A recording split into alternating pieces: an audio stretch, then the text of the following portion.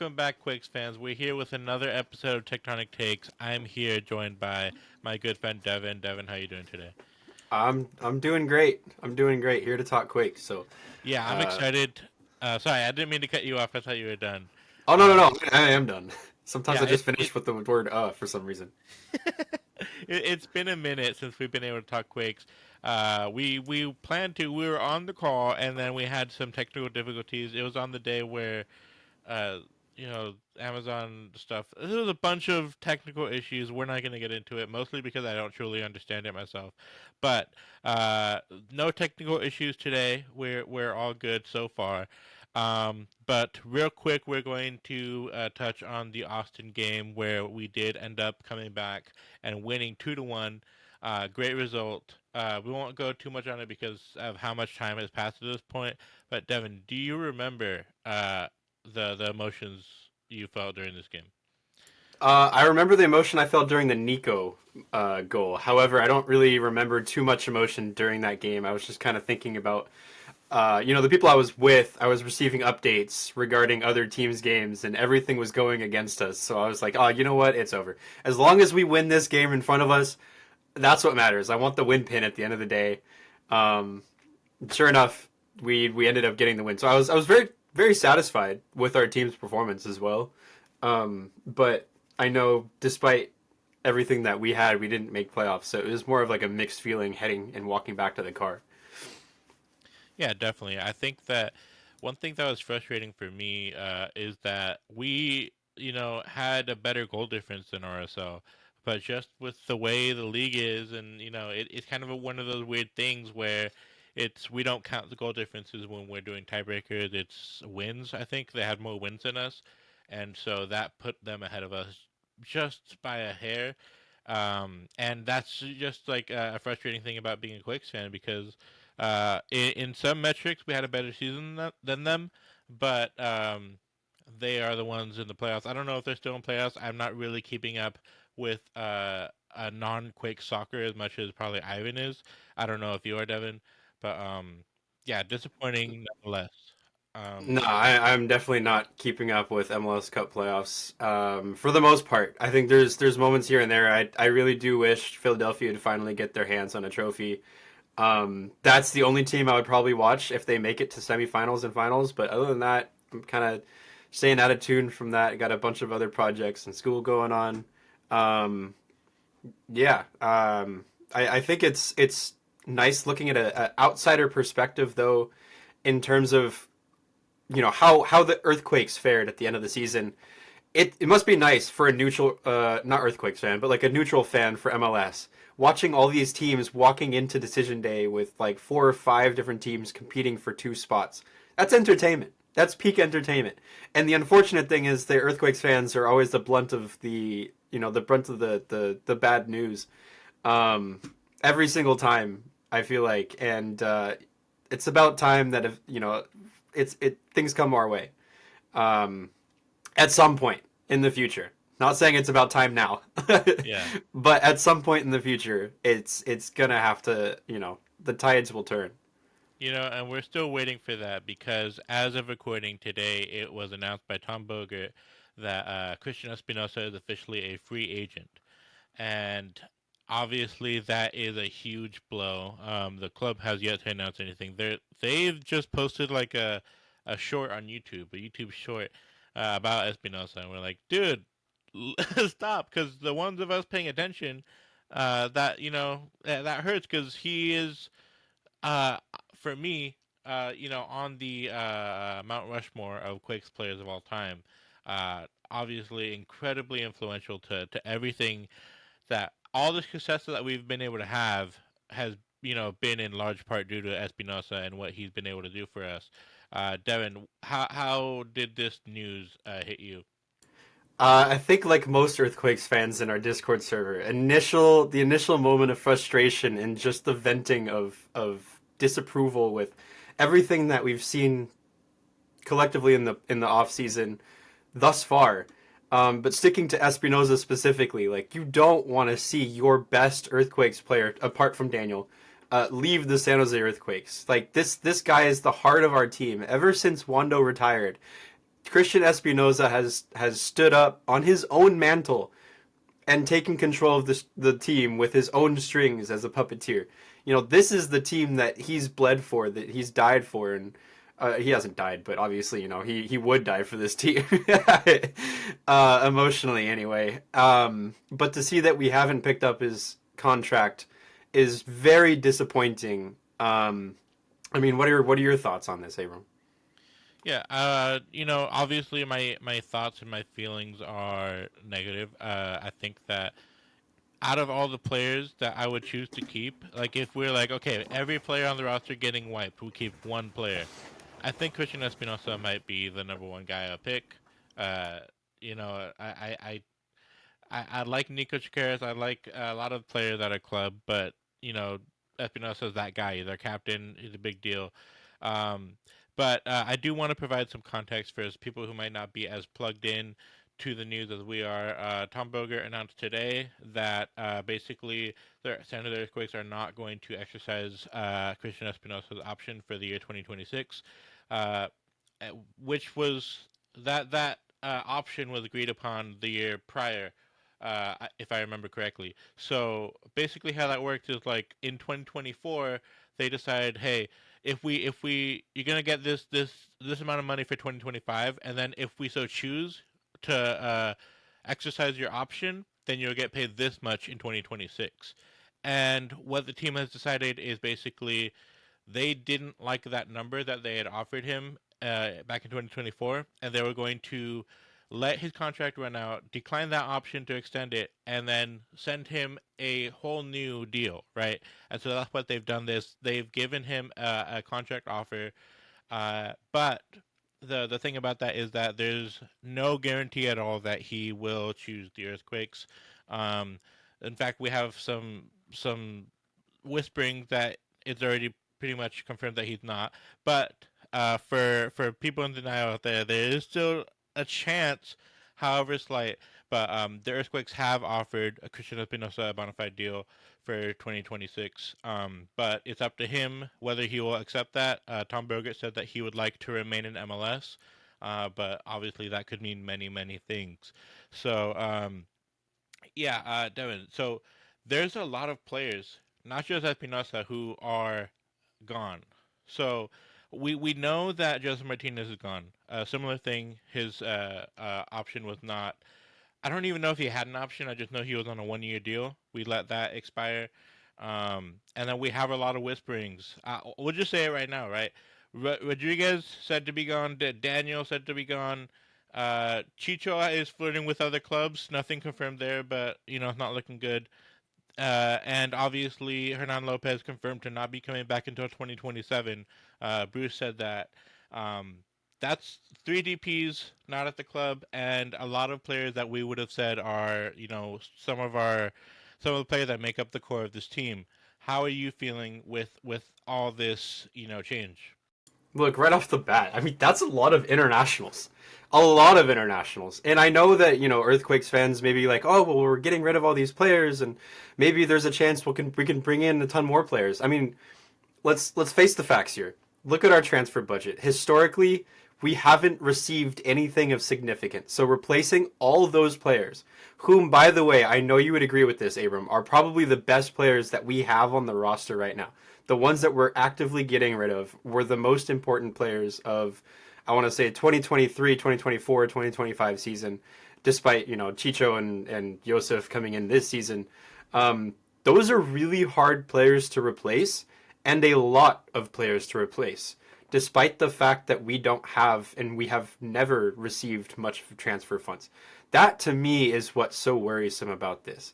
Um, I think we've mentioned on previous podcast episodes, so we definitely mentioned on previous podcast episodes that there is a player discomfort with Bruce Arena, um, and I know there's just a lot of speculation out there, but for sure it just doesn't feel right. I think a lot of players are upset and they'd want to find a new home.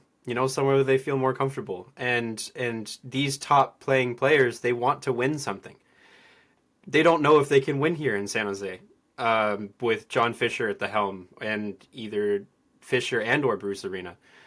So I can't personally blame any of the players that want to leave and find success elsewhere. You know, that we saw that with a ton of San Jose Sharks players. Brent Burns and Carlson and Pavelski, all those good guys, Timo Meyer collectively left to join other teams where they may find success and trophies elsewhere. And it seems like San Jose Earthquakes players are doing the same. In addition to the sentiment against Bruce Arena, um, finding replacements for those, it's incredibly difficult. And I think that there are really good free agents coming up in the transfer market and window, and even international window, that maybe we can pick up here and there. I know Timo Werner's got some sites. He's looking for a new club and whatnot. But again, those are really hard replacements. We also lost Pellegrino this summer, and he's now thriving in San Diego. You know, we've also not entirely lost Verhoeven, even though he's been injured for a while. He'd be a great left back, or at least substitute for the Earthquakes, with his success and his age and whatnot. I know, there's a possibility that Nico could be on his way out. That's a lot of players. That's a lot of players. So I don't know. This offseason is going to be strange and crazy, man. Yeah, and obviously there is precedent with us having crazy off seasons under Bruce Arena where we did bring in a lot of players, we did get rid of a lot of players. But like you said, Devin, this is not just like any regular job. This is we gutted this team the year prior. We replaced them with some pretty good, quality players. Ian Harks, that the likes of Ian Harks and Dewan Jones, great acquisitions. And then we have a much better base. We do a lot better this season than the year prior. And then we get rid of every player that makes this club special. Right. So Christian Espinosa, Joseph Martinez, Chicho Arango, Daniel. You could put Rodriguez in there, but he hadn't been in great form lately. So those four players that I mentioned are like the best players at the club.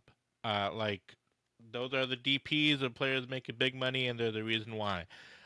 So it's crazy to try to make that replacement. Now we do if Shisharango does go, which it looking like it is, but there's no news on that, right? So we're not gonna sit here and tell you that he's gone, but let's assume he is for the sake of this. We have three DP slots according to Bruce Arena because he said that Hernan Lopez we have his DP slot for 2026. It's hard to fill three DP slots.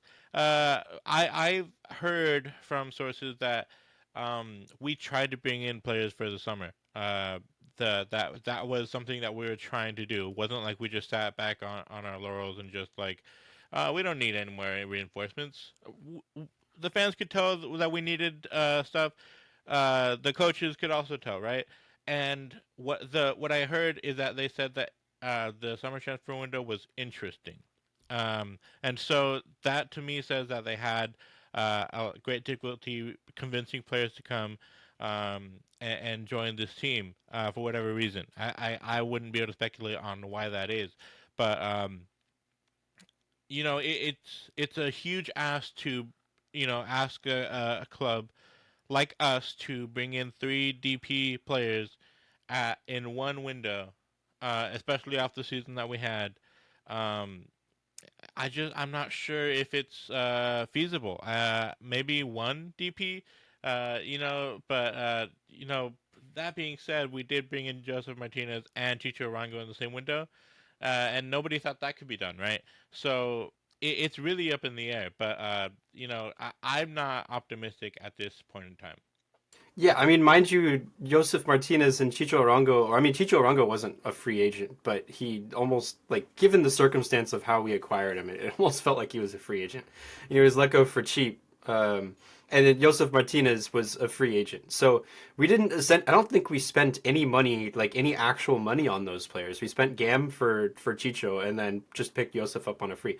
That's the state of the San Jose Earthquakes.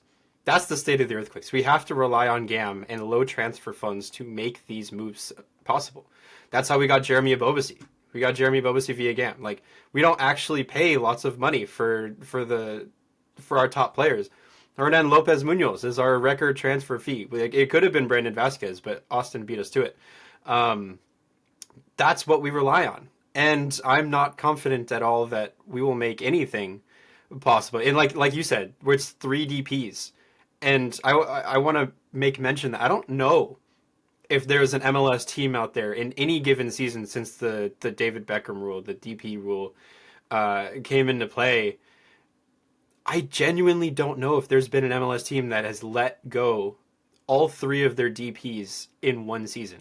Maybe Toronto, maybe Toronto FC, given the two Italian players who seem to be stirring up some scheisse.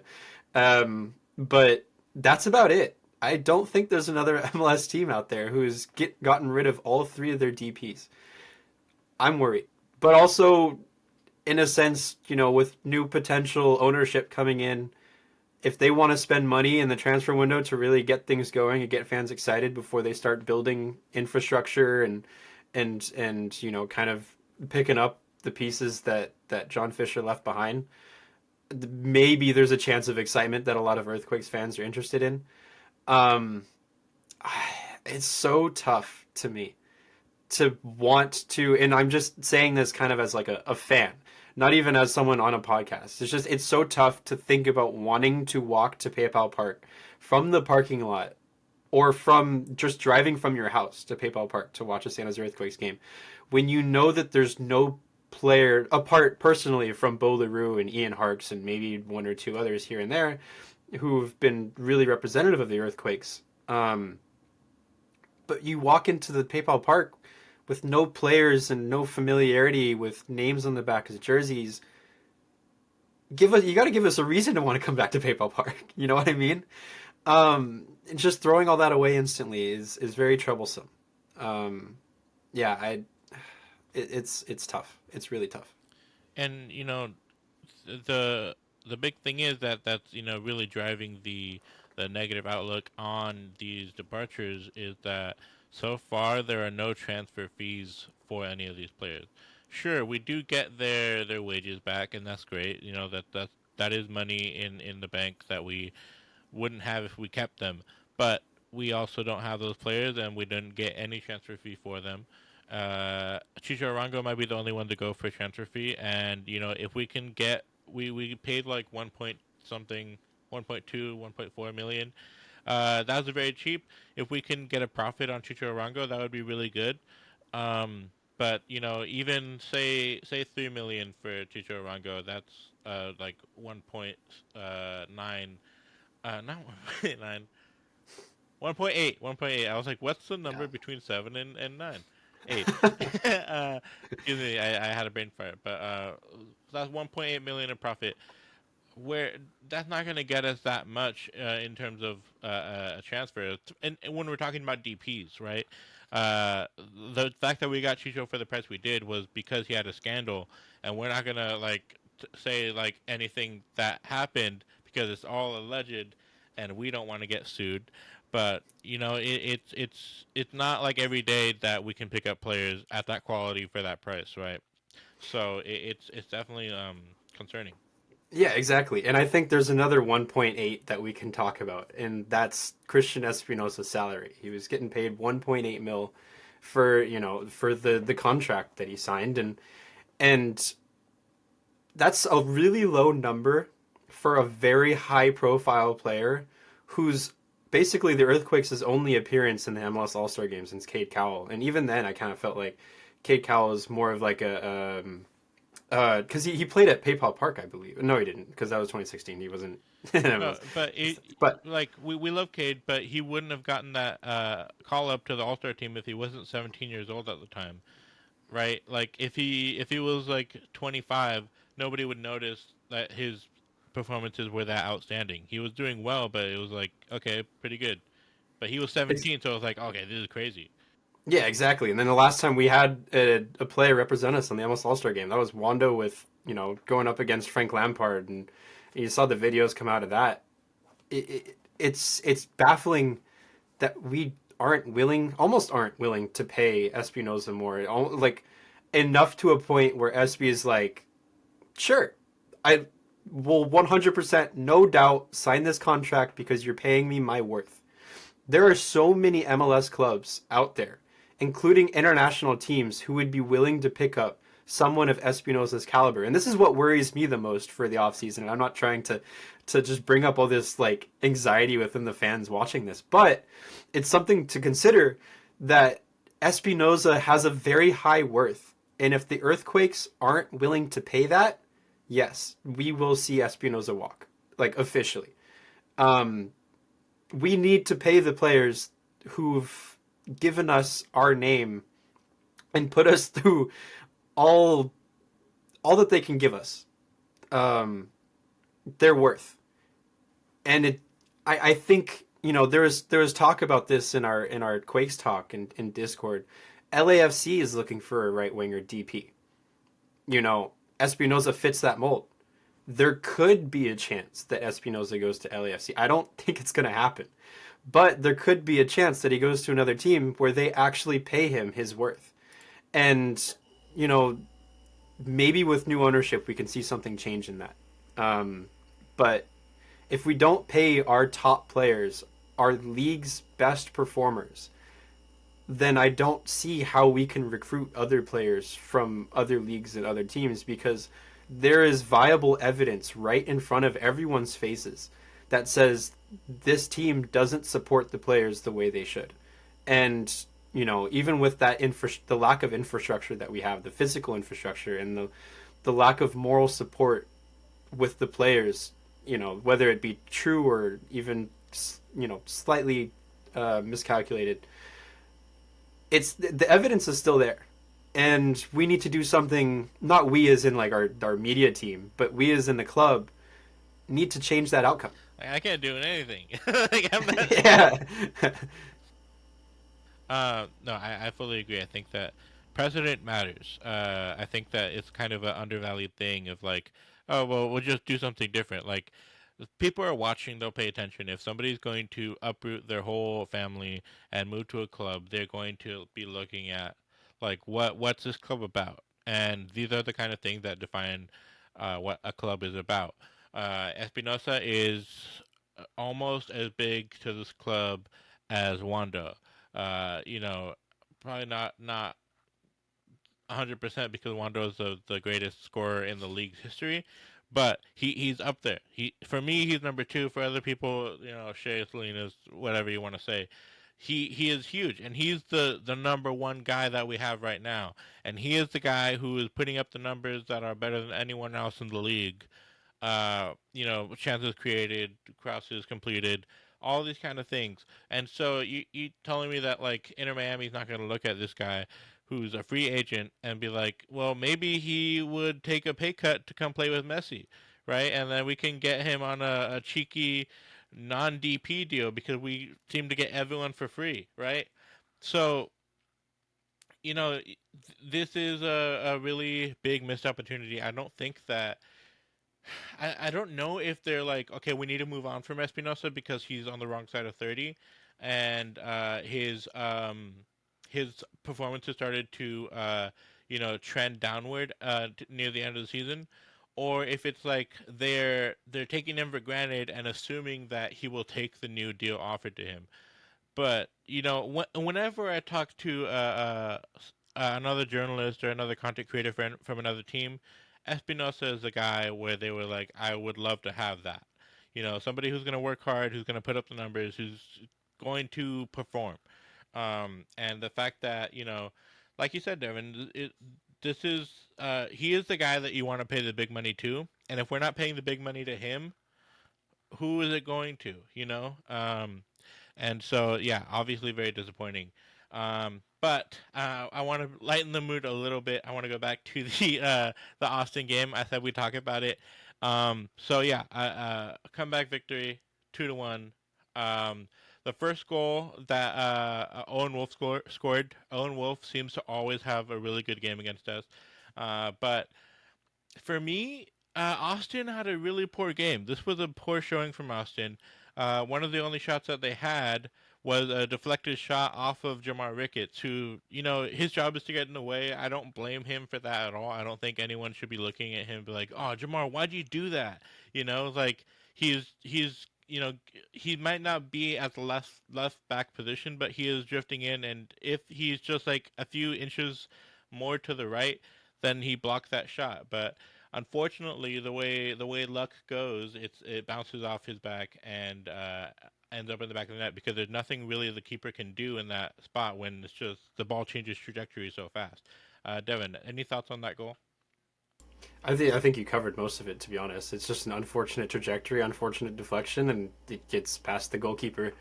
Really, nothing you can do in those scenarios. I've been playing Sunday League for the last like 5 6 weeks, and just things happen. It deflects and it hits the back of the net, and you're like, well, what can you do? After all, these are professional players. They're looking to block anything that they can, and um, things just don't go our way. And sometimes things do go our way. If we're Austin fans, we'd be celebrating this moment right now. So yeah, unfortunate that it goes off Jamar Ricketts. I hope it doesn't affect his ego for next season or his performances. He's been a promising player all season. Not many of our fans or even analysts expected a impressive Jamar performance or even to score the first goal of the season. So to even have him on the field, getting assists a couple weeks prior to that, I think even maybe the week before, I can't exactly remember when he got that assist on the cross. Um, but yeah, things happen. Bounce back the next season, next week, whatever it may be. Shake your head and carry yourself forward. Yeah, and I want to say that I saw Jamar. I knew that he was gonna have a role to play because he's a very talented player, and I don't see this uh, as something that should be counted against him. I did see a lot of people online who were annoyed at him for that, but I guess that it can be kind of chalked up to heat of the moment and more upset about the situation rather than at him. But unfortunately, that kind of thing is going to get directed at him. Um, Next goal, we get the equalizer. This is a goal from Jose Martinez, who gets a header off a Jack Scan cross. I want to talk about the goal is great. Yeah, it's a great header. Fantastic from Scan to get on the pitch and do that. And it's a hockey assist for Nico, who played the ball out wide to Scan. So that's great for Nico. But I want to talk about Scan in general because I don't know if he has a contract next season.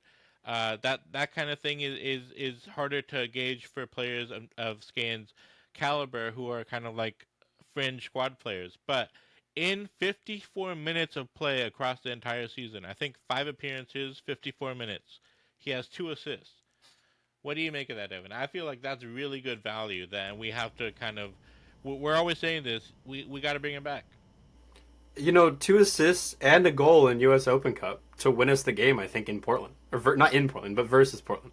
So adding those minutes too on top of that, so 1 goal and 2 assists. That's pretty good for the minimal numbers that he has. And I remember in a press conference, Bruce Arena admitted to liking Jack Skane, and I thought it was weird that he didn't get as many minutes as he received in that season, despite him being liked by Bruce Arena. But I tell me if I'm wrong on this assessment, but I kind of consider him as a Daniel Musovsky of the San Jose Earthquakes when he played here anyway, and prior to his Seattle stint, because I know he's been looking impressive in Seattle, and somewhat for RSL when he played for them too, or I think it was RSL, either that or Colorado, but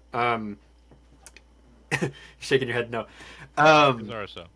yeah. Okay, so, anyways, yeah, he's kind of reminds me of the Daniel Musovsky. He doesn't get many minutes, but when he's given the chance, he performs really well, and looks to impress every single time. I really like Jack Scan. I would love him to play more. Number one, and number two, to be a super sub, just like he's been consistently for us. As I say, consistently, he's only 1 goal, 2 assists, but the time he's played, he's made a difference. Um, I would like to see him get more minutes for the team and contribute to a team, whether it be for us or for not. If he doesn't have a contract at the end of the season, I would love to see a club pick him up because he deserves it. His work ethic is astounding, in a good way. I love his character off the field. You know, talking to him, kind of behind the fence is has been great. Um, he deserves to play minutes and to be to be a part of an MLS club that can utilize him the way he deserves. Kind of like the way he was utilized here. It's just I think he deserves a little more than he was given. Yeah, he's kind of like a utility player, and it's really impressive the amount that we've been able to get out of him. But because like we've talked about Scan, right? We know that he has weaknesses. He has things about his game that aren't like 100% what you expect from a player that's gonna change a game. But the things that he does well, he does phenomenally. And like his assist to Joseph earlier in the season was like he got another assist to Joseph, a left-footed cross from the left side. Uh, that's what you want. Like he just comes in and I also want to touch on the fact that 54 minutes in the MLS across 5 games or so. So it's not like he played consecutively for 54 minutes. That's so chopped up. That's like an average of like just over 10 minutes per game. That's so little time to do anything with. And yet he's managing to do stuff. And this isn't the first time the reason he's still here is because he manages to pump value into every single minute that he plays. He makes it count. And like you said, Devin, even if we don't bring him back, just because of the value that he brings, I would also be happy to see him play for another club and hopefully be valued more there. I just want him to be at a team where they appreciate him. Even if he goes to like USL and becomes like a star at one of their teams, that would be great too. I wouldn't mind that. I just want to see Jack Scan do well because he deserves it. Um, yeah, great assist from him. Super happy. But I don't think anyone is happier for this next guy that I want to talk about than you, Devin. Biggest Nick Kuzkaris fan I know, other than myself. I'm a huge Nick Kuzkaris fan, so saying a lot. Oh, Uh, that's a challenge. I'm challenging you on that one. I no, mean, I'm saying that you're the biggest one. I am also a Nick Kuzkaris fan, but you're probably more. You're probably number one. I'm number two. Uh, yeah. Oh, God. All right. Do you wanna describe the situation here? sure. Yeah, it's a goal. It's a goal. No, it's a free kick. Probably about 20 to 25 yards. It's not an angle where you'd be like, okay, we're gonna 100% score, right? Like it's a difficult one. But it's obviously for a left-footed player, in my opinion. And Bruce said that when he saw the position the free kick was in, he said that Nigo has to take this. Uh, and Christian Espinosa was kind enough where he gets to say right in this position, he tells Nico that he should take it, which is what a leader should do, and that's what we're going to be missing from him. But Nico obviously had done this a few weeks prior in the U20 World Cup, so we knew that he could do it. It was a great shot. It curled inward. It could have been a little bit more to the left, but nonetheless, the keeper cannot get across to keep it out because of the speed that it comes in at. So even though he gets a bit of a hand to it, just the power, he can't keep it out of the net. And obviously his first goal at the MLS level. Devin, how happy are you for Nico Shakers in this moment? Dude, it's been over like what it feels like over a month anyway. Several weeks from that game, and you could still see the beaming smile on my face. If there's no player in MLS that deserves the first goal in their career than Nico Sikiris, because the amount of work at like his work ethic is insane. His talent is borderless, and just I don't know. Watching him through any youth World Cup events and just knowing his character through and throughout all these tournaments and close watched events that you would see scouts want to inquire about him. He's performed throughout all of that, and yet somehow he comes back to the San Jose Earthquakes in games prior and just wasn't able to make that final difference for for the score sheet anyway. Um, it is so nice to finally see him put the ball in the back of the net. Of all things, on a free kick. I remember that we as the San Jose Earthquake season ticket holders, we were invited out to a public training event a couple of years ago, whether it be 2021 or 2022. I remember we had to kind of scatter ourselves 6 feet apart from other fans. And at the very end, Nico was one of the very few players to stay out on the field and get coached by Wando. And I believe it was free kick training. It was free kick training or finishing training. And he was working for at least 20 to 30 minutes on that alone. Just him and Wando going back and forth about it. And if there's any coach you want coaching you about finishing training or free kick training, it's going to be Wando, one of the best, not even one of the best of all time in MLS.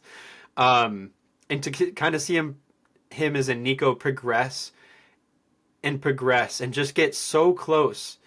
I remember, I think it was either early this season or late last season, where he just had a couple of really good opportunities to finish and then couldn't quite, slot it home.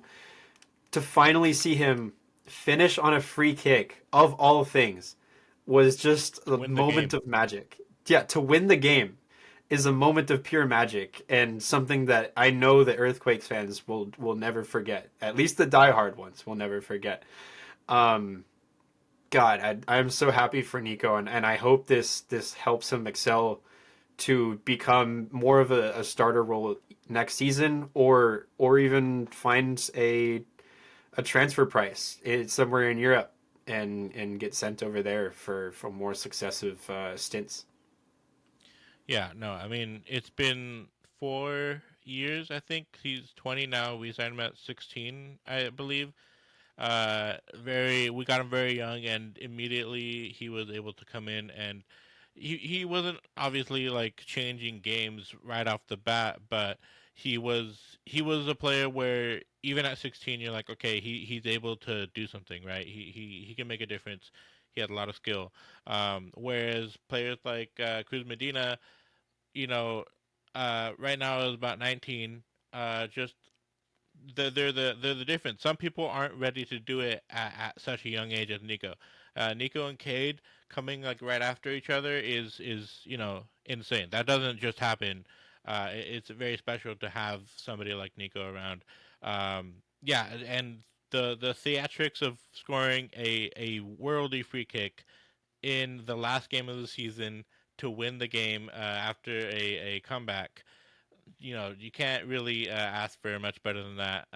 Except you can ask to be in the playoffs. But obviously, we are Quakes fans, so this is what we're gonna have to settle for. But Devin, enough about Nico, because who knows how much longer he'll be here. I hope that he's here. But another young midfielder, Bo LaRue, somebody who we've been begging uh, for Bruce to put him on the pitch, and it's almost like he watches this show and heard us, because just kind of unexpectedly he put Bolaru into this game. I don't know if you remember because it's been so long, but personally, I'll just say a few things that it felt like we were able to breathe because he was on the pitch. He was able to help us come out from the back, and we looked a lot more dangerous with him on the pitch just because he is the guy who is willing to make those diagonal passes to the wingers. And even if they fail, the fact that he's doing it just provides, that threat in the back of the minds of the opposition of where, we can't get too comfortable because this guy might just pick a pass and cut us open. So just his presence and his willingness to do those things and take those risks, that's the kind of player that's going to make a difference in this league, and that's why Belarus is going to be such a huge player for us. What are your thoughts, Devin? First thought is that I think he won the goal of the season award for the Earthquakes. I know there was a tournament bracket that the club had either on social media, I think it was Instagram, and everyone was just voting all for the Bo goals because every single goal he has scored for us has been a banger outside of the 18, full volley, whatever it may be. Like every single goal that Bo has scored is fantastic, and not even just the goals, but kind of like you said, his tenacity, his agility, his dribbling ability, and you've watched him for Quakes too. before the Town FC was created. Like you were kind of that centerpiece for Tectonic Takes and analyzing those second team players and building up to become first team players. And Bo LaRue was a prominent front runner for Quakes 2 to become a San Jose Earthquakes player. Sure enough, he gets the shot, and right off the bat, he's already impressing. Um, I am excited to see him for next season. He's very dedicated to the San Jose base. Very dedicated. Kisses the badge. You can all you just know where his loyalty lies. I think it's just any team he plays for. He knows what he's playing for and why the fans are here supporting the team, and he wants them to recognize that. And that's not something that you really see in many players in the modern era. And he has that, and I really love the fact that he shows his appreciation for the fans and is very interactive on social media and in public spaces and liking people's posts and whatnot. Like the social media side, insane player, insane player. I think he deserves maybe a little bit more for what he's earning right now via contract. I hope he gets re-signed for more. Um, but Bo LaRue is as an FB ref, or is it FB ref? Yeah. Yeah, as an FB ref statistical, I don't know, seer. Follower. Yeah, follower. Yeah, follower. He's got one of the best stats in the league in almost what 70% of the categories. Despite his age, despite the fact that this is his inaugural season for an earthquake, dude's putting up numbers. And even if he's not putting up direct impact numbers like goals or assists or whatever, he's making that impact by successfully completing lateral passes, bringing the ball forward, dribbling through, dribbling through pressure around defense, maintaining possession of the ball under pressure, etc. Like you just keep listing the traits that Bo LaRue has and how he contributes to the Earthquakes. It's an endless list, and whatever he may be partnered with, because I know Mac is gone. He sent a message on social media on Instagram saying goodbye to the fans. Um, so Mac is gone. We're not exactly sure who his partnership will be in the Mac midfield next being season. Mark Anthony K, for anyone Yes, who didn't put that Mark. together. Yeah. Yeah, thank That's you what for we call the him, but clear. yeah. Yeah. Yeah, so Mac being gone, we're not exactly sure who his midfield partner is, but whoever it may be, I know for sure that they'll be confident with Bo LaRue besides them. Yeah, I totally agree with that. I do have to make some corrections, not because I love to correct you, but because I have to be the Quakes 2 expert guy and always have to be right, right? Bolaroo didn't actually play for Quakes 2. Did play in the academy for a minute, but he never made it to Quakes 2. He only played for the town because the switch had happened the year before he came. Uh, and I also want to say that this isn't like a categorical thing, but I wouldn't have picked Bolaroo to be a starter. Watching his performances at the town, he had some beautiful goals. He did some really good things for them, but there was a lot of moments where I thought that he looked maybe immature, and those moments peaked their head a little bit in the MLS play. But uh, what he was showing at the MLS Next Pro level was like he was good. He was scoring some nice goals. He was getting good link up play, but it's nothing compared to what he ended up bringing to MLS play. His level elevated a lot, and so obviously got to give him props for that.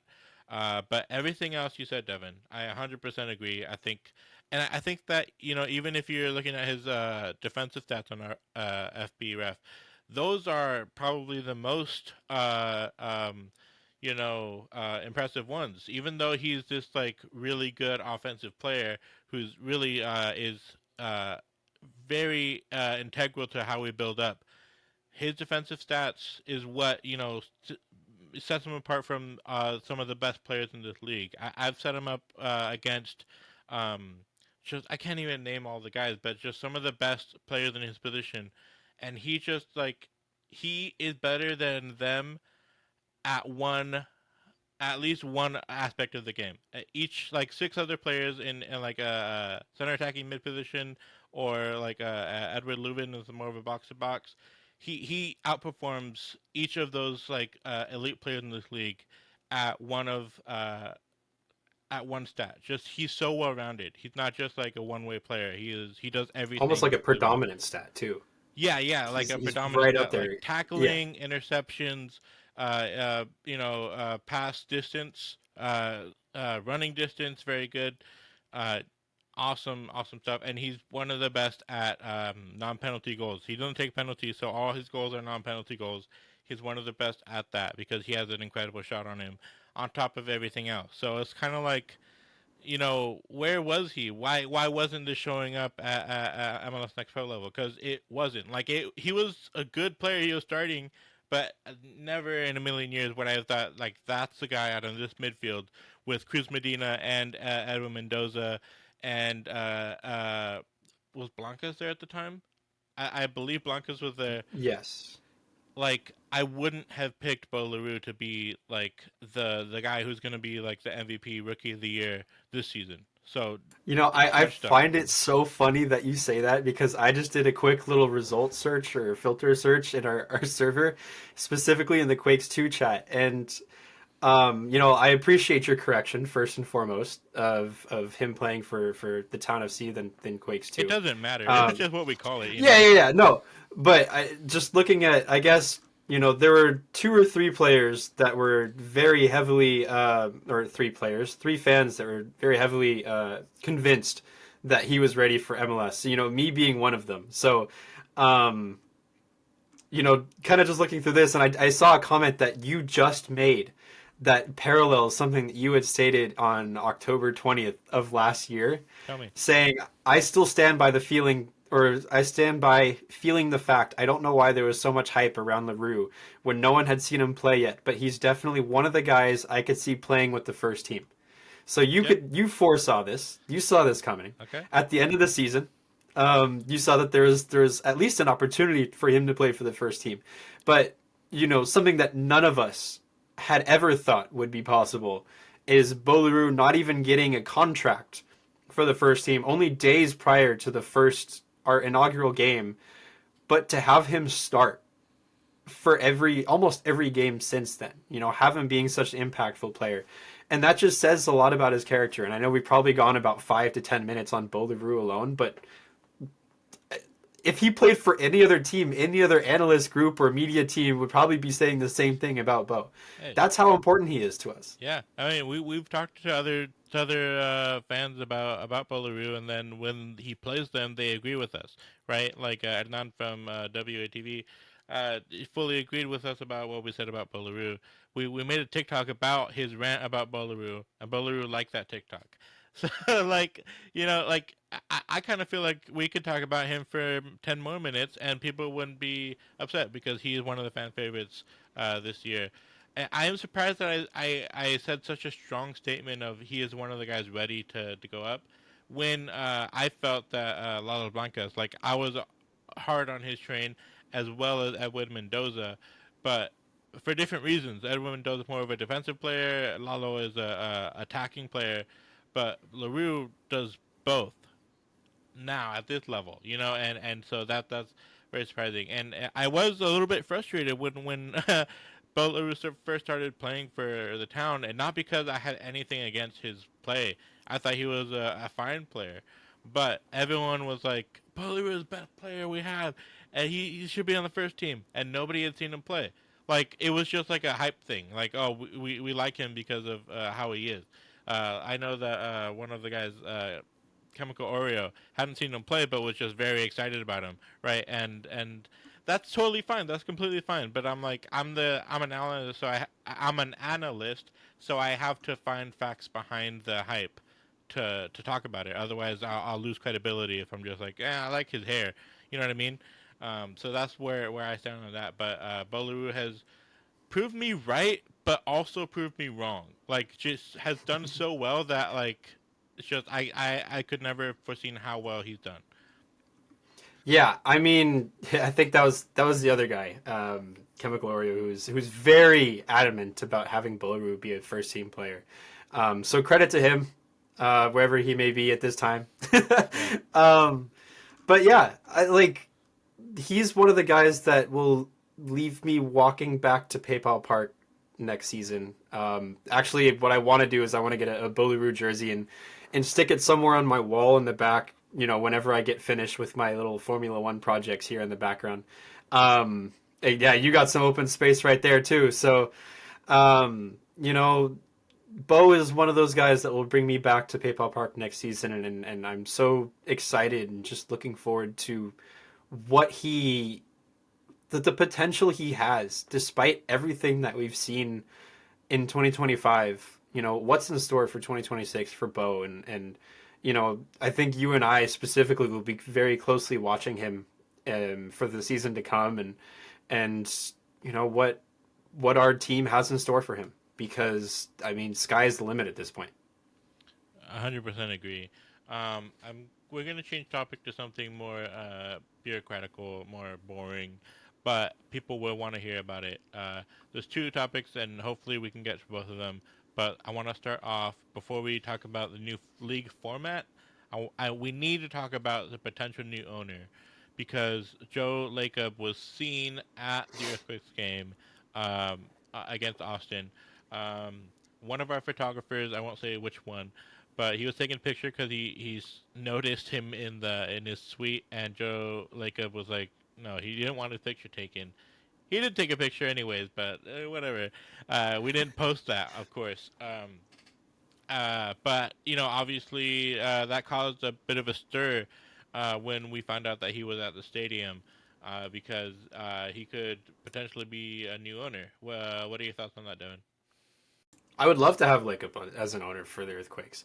I mean, just look what he did for the Valkyries this season alone. Like, the impact that Lacob has on any team that he owns is night and day. Before he bought the Warriors, or before he got the Warriors, look what they were. They were hardly successful. I mean, give a lot of credit to Stephen Curry for doing what he does best at his natural element. But specifically for the Valkyries, it's been a complete success for them. And shout out to Sam Benavides up there doing his digital media thing. Used to be a San Jose Earthquakes digital media employee. So I'm glad he's succeeding up there. But to have Lacob as a potential owner for the Earthquakes, with all the rumors swirling around that we may move to downtown, or whatever is out there publicly, um, that we may alternate plans in the future to build a new stadium or have a new roster, or whatever it is. To see Lake Up kind of be there for any sort of foundational change for this club is exciting. But I would like to mention, since we're on this topic, that there are multiple ownership groups out there in attendance versus Austin. So, Lake Up isn't the only guy and the only piece to that ownership group out there. He's a prominent figure, but there are definitely some major candidates out there that we don't know yet for sure, who may be an owner for the Earthquakes. So, we'll keep our eyes peeled. We'll do whatever we can to get as much information on this and update you guys throughout the off season and into the start of next season. But yeah, I mean, it's exciting to have someone like a, just attached to the San Jose Earthquakes kind of rumor rumor swirl. Um, I really hope it happens. It'd be fun to kind of shake his hand and see that whole press conference of new ownership press conference come in and have him kind of lead it, because I would never want to see anyone else at the forefront of that stage than Lako. Yeah, and I mean, regardless of that, I think that we do have to temper expectations and realize that anyone can buy this quick at this point. There is a strong push from the people at the club uh, to keep the club in San Jose. That's a priority for them. That's what I've heard, anyways. Um, but I will say that inviting a new ownership is inherently inviting change, and if you don't want change, then you don't want new ownership, right? So if you want things to change, you got to be okay when things start changing, um, and some of those things won't be great. But I think overall, uh, you know, we should be in a better position than John Fisher has put us in.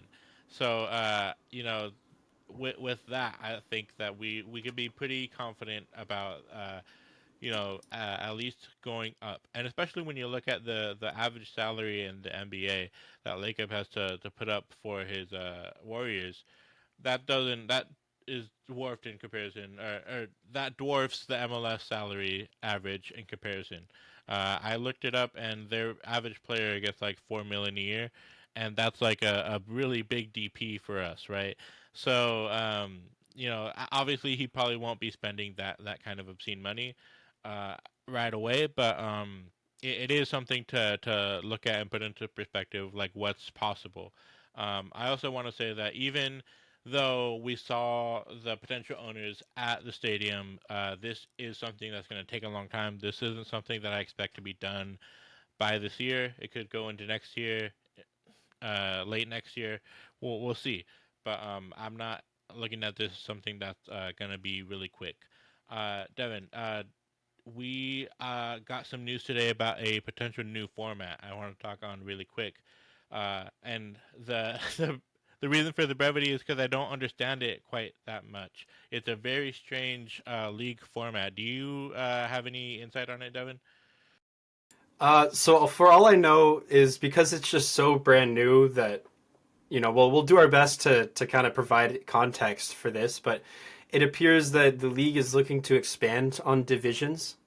So instead of having two divisions, an East and a West, I believe they're gonna try and narrow down the competition between clubs with five or six divisions. I believe it's five. Um, and I can't guarantee I will post an image here on the screen for the podcast. Hopefully, my editing self will remember to do this. Um, but looking at the current diagram right now, there's a chance that there's a northwestern, southwestern, northern, southeastern, and northeastern division. Um, and that's what it looks like. We may potentially have. Obviously, this is hypothetical, but um, no one really knows what club is going to end up in what division. But I know for sure that they're looking into five separate divisions to kind of ease travel between teams. So it almost like a hockey format in a way, um, or an NFL format. I'm not sure what that would mean in terms of MLS Cup playoffs, and if they're like, if each division will have six total teams. We don't know that for sure. But I believe this would impact MLS Cup playoffs in a significant way, which kind of, you know, moves into a potential the next segment of an entire league scheduling format. And we'll stay on topic for now. We can come back to the scheduling format later. But what are your thoughts, and what do you know, Abram, about this potential divisional changeup? Well, I just saw what people have posted in the Discord. There was a few tweets added into the Discord, and from the early mock-ups of where people are predicting that the teams will be, like what team will be in what division, it looks like we'd be separated from the LA teams for the first time, which would be kind of crazy. I don't know, but it would kind of mean that we don't play LA unless we face them in the playoffs. We'd be facing Vancouver, Seattle, Portland, RSL, and Colorado. I believe something like that. But we wouldn't be facing San Diego or either of the LAFC teams or either of the LA teams, um, which I'm not a fan of the LA teams, but like there's a big part of MLS history, or at least our club's history, that is, rooted in rivalry. I think a lot of clubs, they have a rivalry kind of baked into supporting them. Like AC Milan fans hate Inter Milan fans. You know what I mean? Roma fans hate Lazio fans. Celtic Rangers. You know, it's a thing, and that's kind of being taken away from us to an extent. So what do you think? Like just um, emotionally, how does this impact you? I I don't know. I genuinely, because this is such a gray area, that I'm a part of me is excited at the potential of seeing these divisions, but also knowing that we have 40 something, what, 34 games to play in an MLS season. I really do not want to see the same teams 3 or 4 times in one repetitive season. I mean, I know they did that with us with LA Galaxy. I think we played them like 3 or 4 times. The fourth time I think being in US Open Cup. Um, I really did not like that. I love the 2 game format, home and away, and kind of leave it at that. And if we play them in MLS Cup playoffs, so be it. I obviously have a discontent to LA in all forms and all across all boards. But to have to play a certain team like 3 or 4 times per season, I'm not a fan of that. I would rather see us going across country and having like a 3 or 4 week basis of playing either NYCFC, then Red Bulls, then Philly, then Revs, or then to Montreal or something like that, and make it like a whole away game thing. To play like East Coast teams and to keep branching out and playing these teams that we don't normally play, and then come back to the West Coast and then play West Coast teams. Um, Keeping it divisional is very American, to say the least. And that's not necessarily an insult, but you see that across all the sports, from MLB to NBA to NFL. That's how it's set up, because this country is so huge that travel is crazy. And if you compare us and put us over a map to Europe, like that's a Champions League, that's a Champions League table. Like we're basically playing at Champions League distances, if not further, per game per week, um, which is kind of crazy to think about.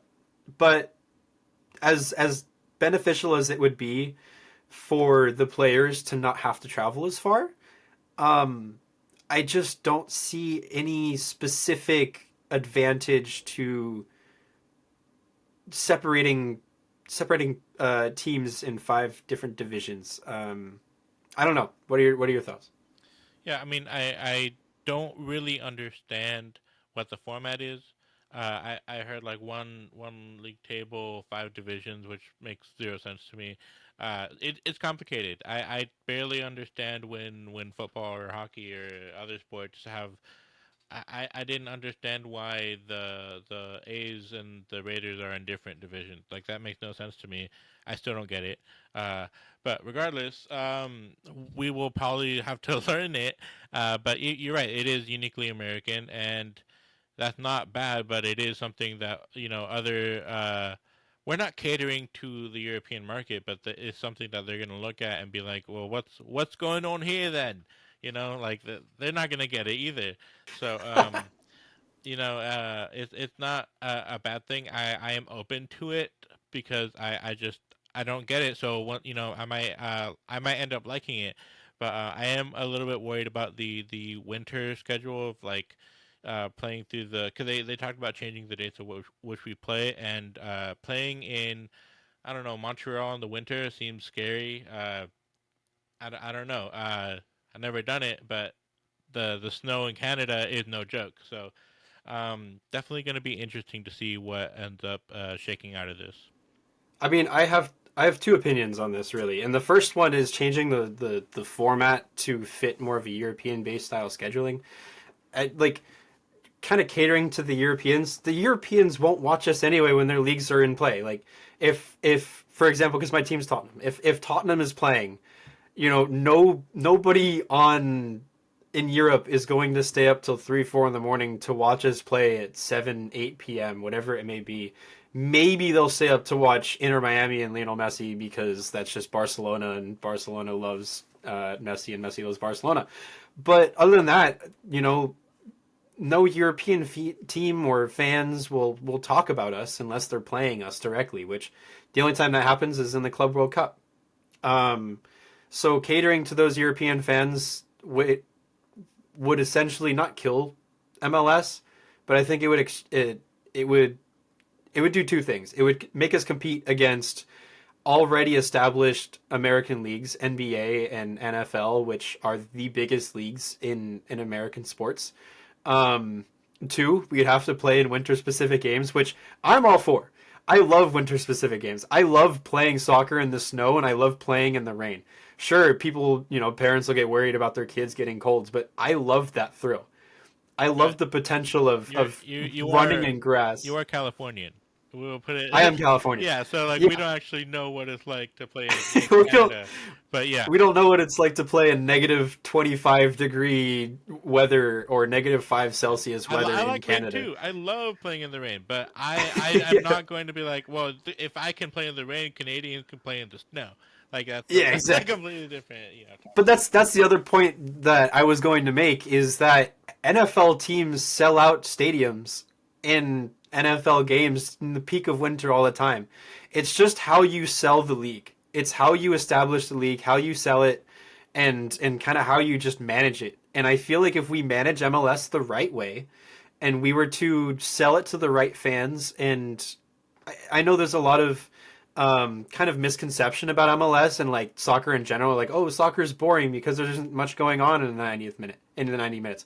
They haven't watched a game. They don't know what it's like to like fully immerse yourself into the tactics. Like, if you were to watch NFL, like in my opinion of an NFL game, it's like there's short runs, short moments of plays, and then there's like a big pause, and then lots of commercial breaks.